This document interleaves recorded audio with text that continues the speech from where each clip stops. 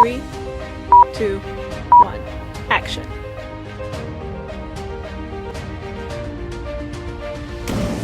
Welcome to Ho Choco Podcast. Hello, Mataki Epi, and welcome to Ho Choka, here at the Center of St. Joseph's Indian Schools campus. I am Hope Lepkowski. Today, we visit with Krista Lepkowski, Transition Specialist here at St. Joe's, about the work she does to ensure the future success of our students and alumni. Krista, I know firsthand the support you have been to me. Would you like to tell our listeners about the vital work you do? Yeah, so thanks, Hope, so much. So as the transition specialist, it's my job to provide opportunities for students to learn about possibilities after high school. So that's done in a variety of different ways, and just to name a few, that could be college visits, workplace visits, shadowing, having a first job. We have a summer program here at St. Joe's as well. So those are just some examples. And then as students transition into being a senior, we work on that transition planning for life beyond high school. And then after graduation, that support doesn't end there. So high school program graduates, within their first 4 years, we keep that communication flowing, and that those whatever transitions they're going through or whatever phase of life they're in, we go through that together if they're open to it. To the main point of our conversation, what does success mean to our students? I love speaking about this topic because it seems like it's simple. Success, we know what that is, but it's actually really complex. It's fluid, it's ever changing. And the beauty about the idea of success is that it's all relative. So when we're looking at success in our students here at St. Joe's, it's about what we can do to provide ways and opportunities for students to form their own ideas of what success is, what it means to them, and that could be just in finding ways to practice resilience. How do we practice bouncing back? How does a student bounce back from something that doesn't go exactly their way? Mm-hmm. What do we do with that? Providing opportunities for growth, which there's opportunities not just on campus but at home, at school. For our high school students, they attend school in Chamberlain, in town. So there's a lot of different people to support the students, and ways for students to kind of get a picture of what that's like. So whether that's, I work with primarily high school students and high school program alumni, but just providing opportunities like students can take driver's education on campus here. How exciting is that they can take the class here? And last year we had 15 students take driver's ed, and they all passed. Every one of them passed the written and the driving portion. So failures happen along the way. How do you factor in failures? Yeah. Failure, it's kind of a scary word in a sense, or it can be viewed as negative. And for me even, sometimes it gets stuck in my throat. Like, I don't want to say this word. I don't want to say the word failure. But when you look at the definition, which I did look up the other day just because I wanted to actually physically see the definition, it's meaning that you don't meet an intended outcome, objective, that somebody set out to do something and it didn't end the way that they thought it would. And so when I'm looking at that seems a lot less scary to me. When I'm thinking of that, when I'm working with alumni students, I always have to, kind of check myself when it comes to failure, because it's a beautiful thing. To quote Bob Ross, they're happy accidents. It's not a bad thing. It's a beautiful thing. Failure is a beautiful thing, because without failure, then what is success? What is success going to mean to that person? When I'm working with alumni students, especially, because when we're looking at St. Joseph's Indian School, it's nice because there's an umbrella of support that is physically right here. And then when alumni leave, there is still that support, but it's going to look different, just naturally, whether a student's graduating from high school and leaving home, or if they're leaving St. Joseph's Indian School, there's still going to be that set of challenges and failures that are inevitable. So working with the two alumni students, when I'm thinking of failure, I'm not going to bring up the specific example because I don't want to provide those specific details, but I was up nights. I was thinking about it on my own, like, this bad thing is going to happen, this failure is going to happen. And working with the two alumni together and being proactive and planning and trying to prevent this thing from happening And inevitably, it did. It did happen. And guess what? A week later, we were having lunch and talking about where do you go from here? Where do you guys want to go from here? And what do you want to do? And it's going to be okay. And the beauty in that is that it's a learning experience. And it's exciting for me. It adds some pizzazz to my job. I know firsthand as an alumni that works very closely with you that you've helped me through a lot of success and a lot of failure. And so I know that we probably both learned on my failures and successes, but for those that don't know, how would you talk to an alumni about success and failure? Beauty in, let's say, working with seniors is that it's going to happen naturally, organically, that those talks of success and failure, it's pretty natural because throughout the year, the students are taking risks where they're going to, let's say, I'll use applying for college as an example. That's a risk that student is taking because the outcome could be I'm accepted, I'm not accepted. When we're completing financial aid information, scholarships and stuff, can I afford it, can I not afford it? The beauty in this is that we can work together and we can plan and look at all different angles of any situation. And so when we're looking at things like, let's say, a student applies for college, which the majority of seniors I work with, whether they decide to attend college or not, we just do it for practice at least. Or if they have colleges in mind, then those students go for that and they apply. But we do look at things like admissions requirements. Here are the requirements. And if a student meets that requirement, we say, well, then more than likely you're probably going to be accepted, and we talk about that. If a student doesn't, we say, you can still go for it. And here are the possibilities that could happen. You could get accepted.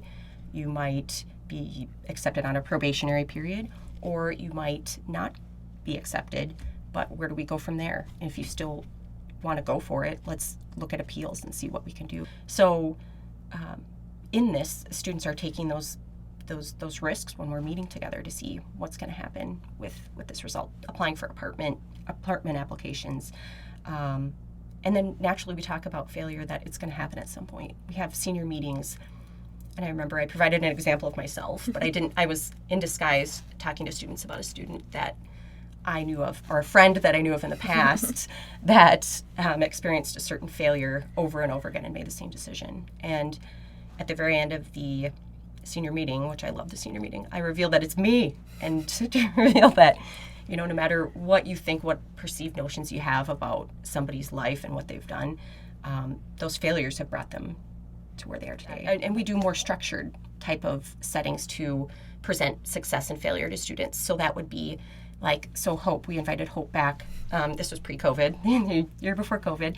We invited Hope back and a panel of alumni to come back and to talk to the students, the high school students, about their experiences with life after high school, to give them some insight, not that this is the same thing is going to happen to them or this will or will not happen to them, but just to give them some frame of reference that, okay, Hope set out and this is what she was going to do, but there's going to be bumps along the way and there's going to be some exciting things along the way, and no way is the right way or the wrong way. And so it's nice to have a sampling of alumni that have chosen different paths to start out, and it's ever changing, changes all the time. So and when I'm looking at some examples just of successes that I can think of off the top of my head, I'm thinking of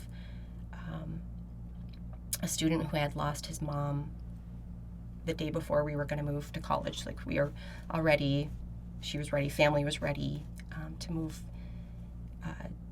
him to college to start the following day and start his orientation, and his mom passed away. And I think, okay, when I'm working with him and in this situation, what do I do? How do I support this student?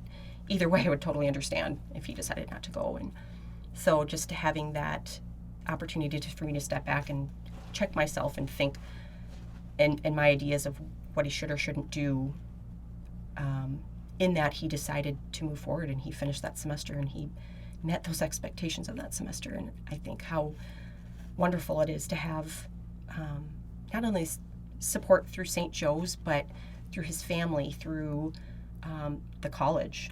They provided, we had many conversations with financial aid. Mm-hmm. We were becoming buddies. Financial aid, admissions, student success. For him, that was a huge success. For anybody, I feel like that for that to have happened right before his college move. And he's continued for it, which I'd understand either way.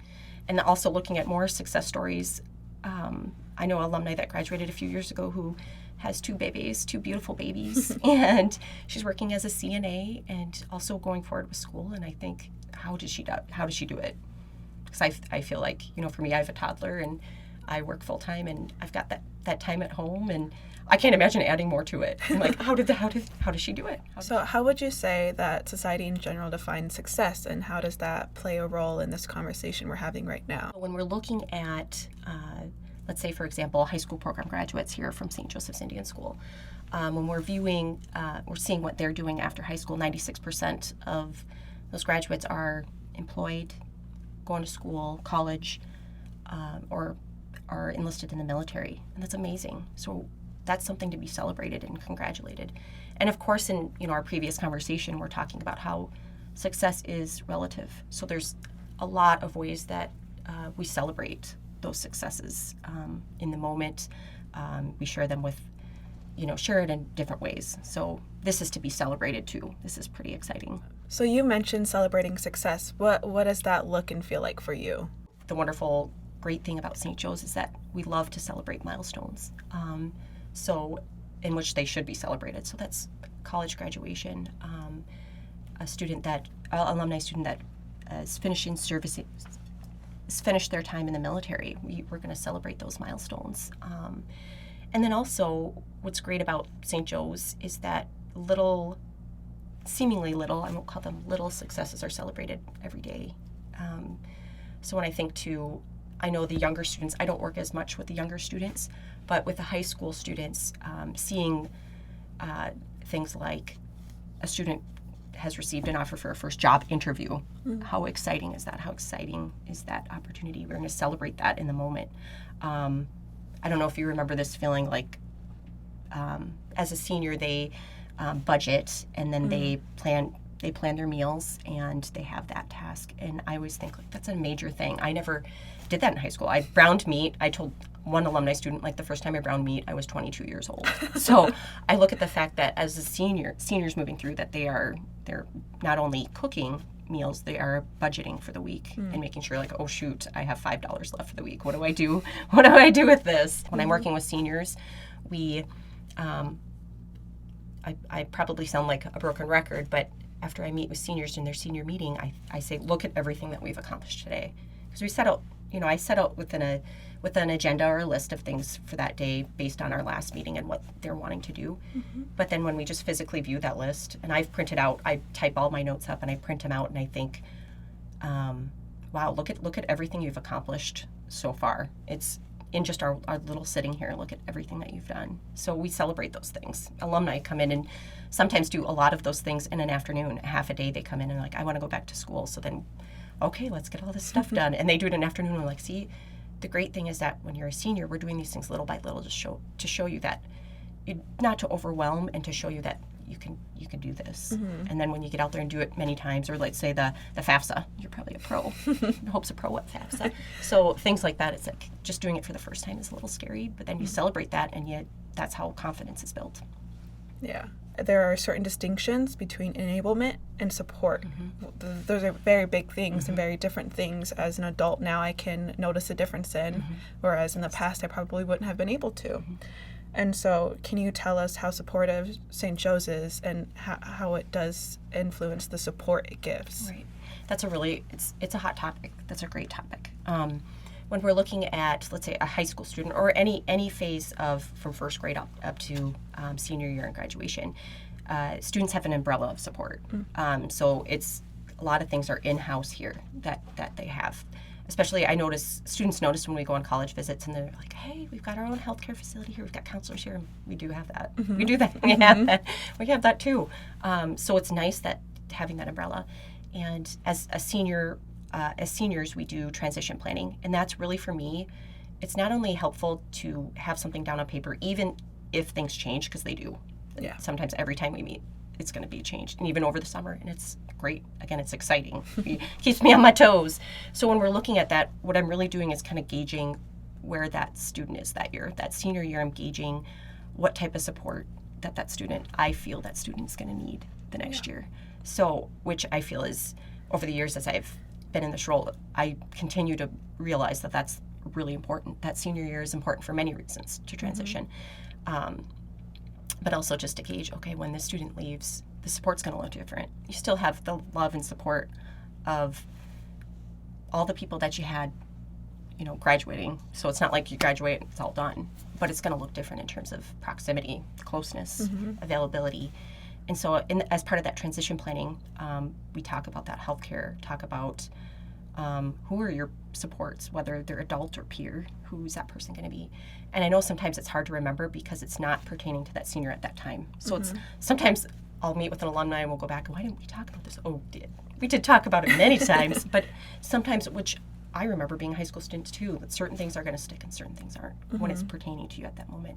So I get a gauge. And so I give, for me, and I know I'm only speaking for myself, there's so many ways that like St. Joe's staff, family, community members are supportive of alumni after they leave. And speaking for myself, engaging that year, that senior year, as an alumni, I give all alumni the same opportunity for support and for guidance.